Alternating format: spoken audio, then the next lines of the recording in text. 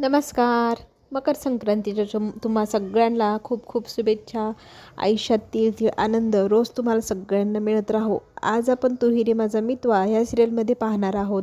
इथे भोगीची भाजी ही अंजली सांगत असते मला खूप आवडते. त्याची टेस्टच त्या दिवशी खूप वेगळी लागते. अशी कितीही खा पण भोगीची भाजी खायला किती मस्त वाटते ना.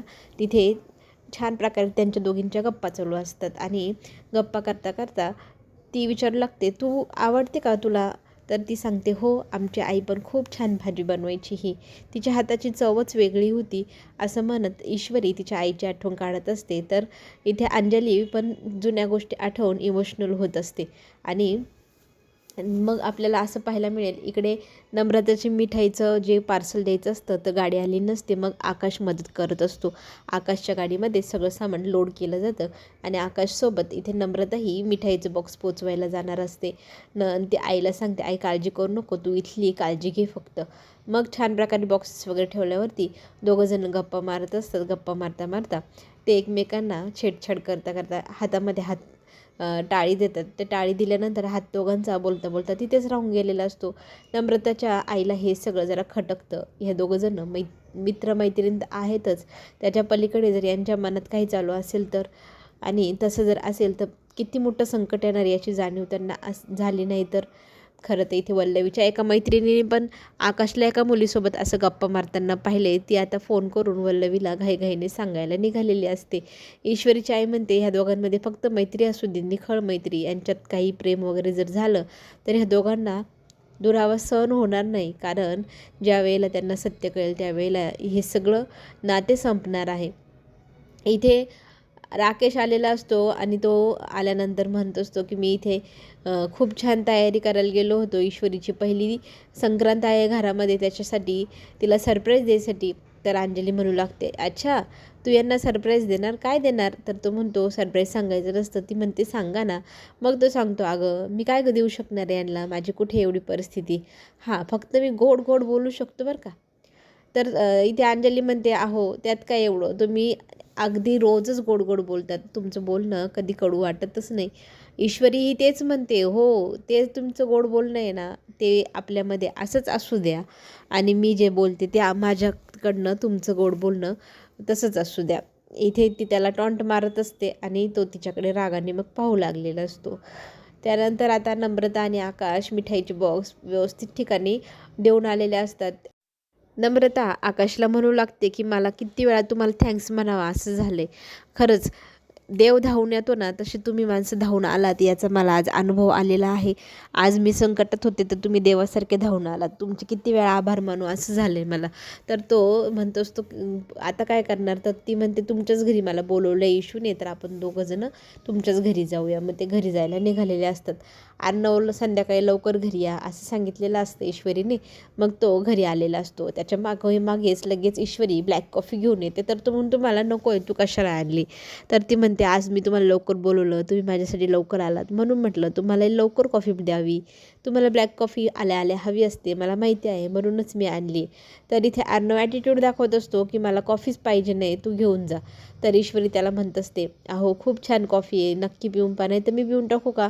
तर तो म्हणतो, हो पी, असं म्हणून तो निघून जातो. इंग्लिशमध्ये 2-3 शब्द फाडफाड बोलतो. ईश्वरी चिडते, इंग्लिशमध्ये बोललो मला कळत नाही माहिती आहे ना. तर तो म्हणतो, तू माझ्या डोक्यात जाते.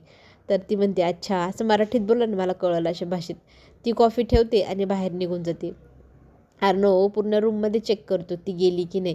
ती गेलेली असते. मग त्याला एक कॉल येतो ऑफिसचा. मग त्या ऑफिसमधल्या मीटिंगविषयी तो बोलता बोलता नकळतपणे तिथे ठेवलेला कॉफीचा मग उचलतो. ती कॉफी पिऊ लागतो आणि ती कॉफी त्याने संपवलेली असते फोनवर बोलण्याच्या नादामध्ये, त्याच्या लक्षातच राहत नाही.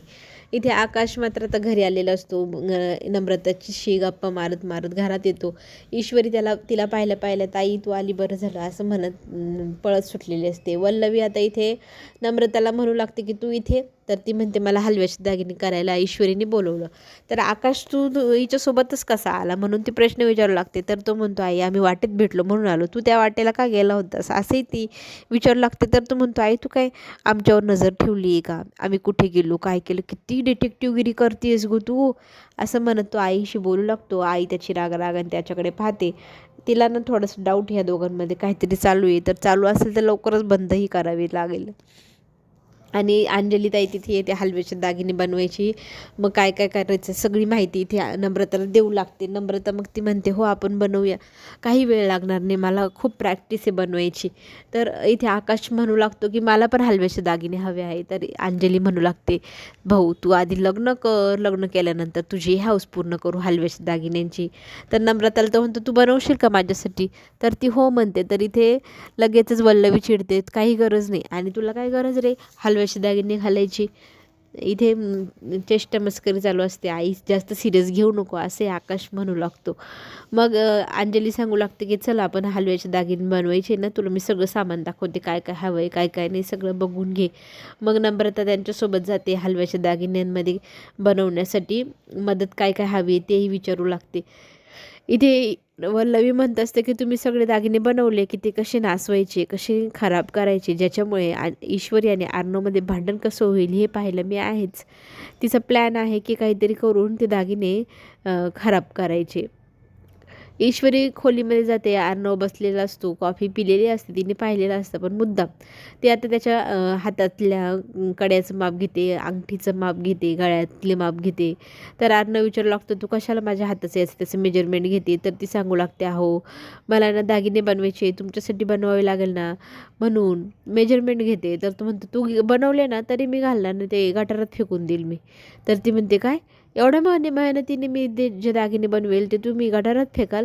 असं कसं चालणार नाही, मी बनवलेले दागिने तुम्ही नक्की घालाल, मला माहिती आहे. तर तो म्हणतो मी घालणार नाही. तर ती म्हणते ठीक आहे मग नाही घालणार तर कशाला बनवून मी दमत बसू, मी नाही बनवत. बघा बरं, नाही तर कॉफीसारखं मी पिणार नाही म्हणाल आणि कशी पिली. तसं आत्ताही म्हणाल मी हलव्याचे दागिने घालणार नाही वेळेवर मागितले घालायला तर मी कुठून देऊ? त्यापेक्षा मला आधीच सांगा घालणार आहेत की नाही. तर म्हणतो नाही घालणार. तर ती म्हणते बरं बनवून ठेवते, घातले ते घातले, कारण तुम्ही नाही म्हणतात नाही मग घालतातच, मला माहिती आहे तुम्ही नक्की घालाल. इथे दागिने जवळजवळ पूर्ण झालेले असतात. ईश्वरीने आणि नम्रताने छान दागिने बनवलेले असतात. अंजली प्रत्येक दागिन्याकडे मन लावून पाहते, किती सुरेख बनवलेस ग असं म्हणू लागते, कौतुक करते नम्रता आणि ईश्वरीचं.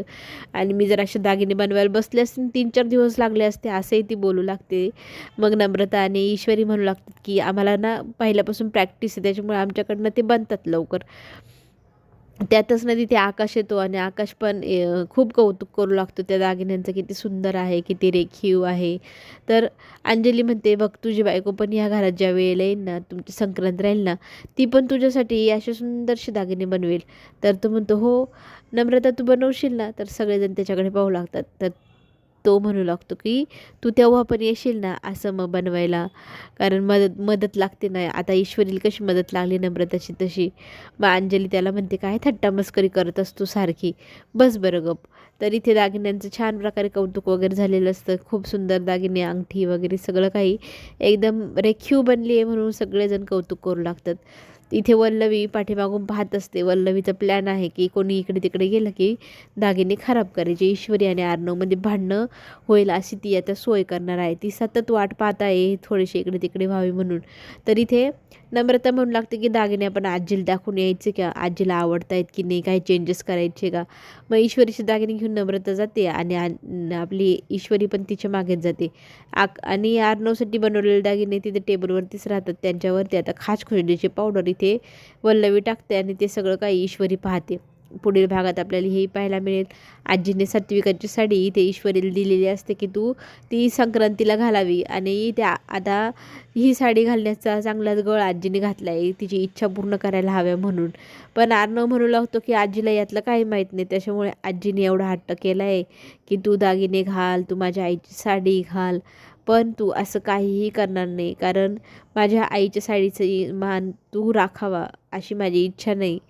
तुम्हीच तर माझ्या आईला मारले, तुमच्यामुळेच तर माझी आई हे जग सोडून गेली, आणि आता कसले कौतुकं करतायत तुम्ही. इथून पुढे तू माझ्या आईची कुठली इच्छा पूर्ण करायला बांधील नाही किंवा तिची साडीही तू घालायची नाही. आता प्रश्न असा आहे की आजीची इच्छा आहे की साडी घालावी, आर्नवची इच्छा आहे की नाही घालावी. आणि इथे ईश्वरीचं फाडफाड बोलून आर्नवने अपमान केलेला असतो. साडी तिच्या हातातनं खेचून घेतलेली असते. ईश्वरी गपगुमान पाहत असते. आता नशिबात जर असेल आणि मी सत्य वागते तेव्हा ती साडी माझ्याकडे नक्की येईल असं म्हणत ती आता वाट पाहणार साडी तिच्यापर्यंत येण्याची. चला तर मग पुढे जे काय होईल ते पाहण्यासाठी चॅनलला लाईक करा, सबस्क्राईब करा. आपण पुन्हा भेटू. धन्यवाद.